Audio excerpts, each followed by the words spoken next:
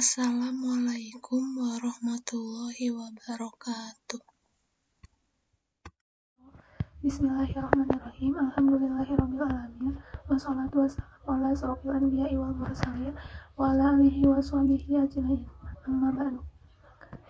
Yang pertama, marilah kita panjatkan puji serta syukur kehadirat Allah Subhanahu wa taala karena atas limpahan rahmat, taufik dan hidayahnya kita dapat diberi kesempatan melakukan aktivitas seperti biasanya dalam keadaan sehat walafiat. Tak lupa sholawat serta salam semoga tetap tercurah limpahkan kepada junjungan kita Nabi besar Muhammad SAW yang telah menuntun kita dari zaman jahiliyah menuju zaman yang terang benderang yang kita tunggu syafaatnya di yaumul qiyamah nanti. Sisi moral benar-benar berada di garda terdepan dalam agama Islam. Oleh karena itu, akhlak menduduki derajat yang tinggi di dalam satu-satunya agama yang diridhoi Allah Subhanahu wa taala. Hadirin yang berbahagia, pada kesempatan kali ini saya akan menyampaikan sedikit tentang akhlakul karimah di dalam konsep agama Islam. Akhlak menurut bahasa artinya tabiat, kebiasaan, atau perangai. Akhlakul karimah tentunya adalah akhlak yang terpuji, seperti firman Allah dalam Al-Quran surat Al-Qalam ayat 4 yang artinya, sesungguhnya engkau Muhammad berada di atas budi pekerti yang agung. Kita dapat menyimpulkan bahwa Nabi Muhammad SAW adalah suri tauladan yang baik buat kita. Beliau memiliki akhlakul karimah yang terpuji dan yang selayaknya kita jadikan panutan dalam kehidupan kita. Dengan kita menjaga akhlak dan perbuatan kita, maka akan selalu mendekatkan kita kepada Allah.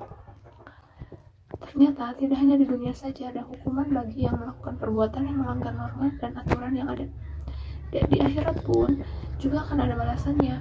Berdasarkan sabda Nabi Muhammad SAW yang diriwayatkan kepada Abu Dawud yang berbunyi bahwa tidak ada yang lebih berat di timbangan amal daripada budi pekerti yang terpuji. Jika kita lihat pada era modern ini, hal yang paling mendasar yaitu pendidikan moral amat dibutuhkan di kalangan pelajar sebagai generasi penerus bangsa. Etika dan moral selayaknya diterapkan sejak dini untuk membangun sumber daya manusia yang berakhlak mulia. Beberapa contoh yang tidak asing bagi kita, tidak sedikit para intelektual yang pintar namun tidak dibarengi dengan moral dan akhlak yang baik. Korupsi sudah tidak asing lagi dan menjadi rahasia umum di kalangan masyarakat. Tidak sedikit orang yang terkena kasus asusila di negara kita ini. Hal tersebut menjadi sebuah permasalahan yang muncul akibat kurang dibarengi dengan pendidikan moral yang baik ketika di bangku sekolah. Dalam hal ini, guru merupakan sosok yang diharapkan mampu memberikan pengajaran akhlak dan moral kepada muridnya dengan penuh kesadaran. Akhlak mulia merupakan sebuah kunci untuk terwujudnya kehidupan yang damai dan tenteram. Dalam sejarah kehidupan telah dibuktikan seorang pemimpin yang memiliki akhlakul karimah dapat mewujudkan masyarakat yang damai dan sejahtera. Seorang pemimpin yang buruk akhlaknya dapat dipastikan bahwa dalam kepemimpinannya ia akan menerapkan cara-cara yang dapat menimbulkan keributan serta kegaduhan di tengah-tengah masyarakat. Hal ini tentunya dapat digunakan sebagai pelajaran bahwa akhlak merupakan suatu hal yang teramat penting untuk dipergunakan sebagai pondasi dalam segala aspek.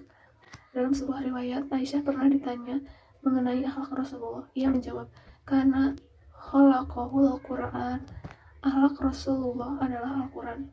Al-Quran sebagai kitab suci yang terjaga kemurniannya sampai akhir zaman ini disandarkan kepada akhlak Rasulullah. Dalam sebuah hadis, innama bu'istu liutamima makarimal akhlak. Sesungguhnya aku diutus untuk menyempurnakan akhlak yang mulia. Kemudian jenis-jenis akhlak diantaranya berakhlak mulia kepada Allah dibuktikan dengan mengesahkannya, tidak menyekutukannya, dan tunduk pada perintahnya dengan sebenar-benar takwa. Yang kedua, akhlak mulia terhadap Rasulullah adalah mencintai dan mengikuti jejak kehidupan beliau serta melaksanakan sunnah-sunnahnya. Maka dari itu, menjaga moral dan akhlak yang baik merupakan sebuah tiang untuk mempertahankan kekokohan jiwa kita. Kembangkan moral, semangat, dan tekadkan untuk terus melangkah genggam impian. Gapailah kesuksesan untuk orang-orang di sekeliling kita yang begitu menaruh harap besar terhadap diri kita masing-masing. Wujudkan segala apa yang kita inginkan dengan segala apa yang kita miliki. Salah satunya dengan akhlakul karimah, sebagaimana yang telah dicontohkan oleh baginda Nabi Muhammad SAW. Demikian yang dapat saya sampaikan apabila terdapat hilaf dan salah dalam tutur kata atau dalam bersikap. Saya mohon maaf yang sebesar-besarnya. Kepada Allah lah tempat kembali dan memohon ampunan. Sekian dan terima kasih. Wabillahi taufiq wal hidayah. Wassalamualaikum warahmatullahi wabarakatuh.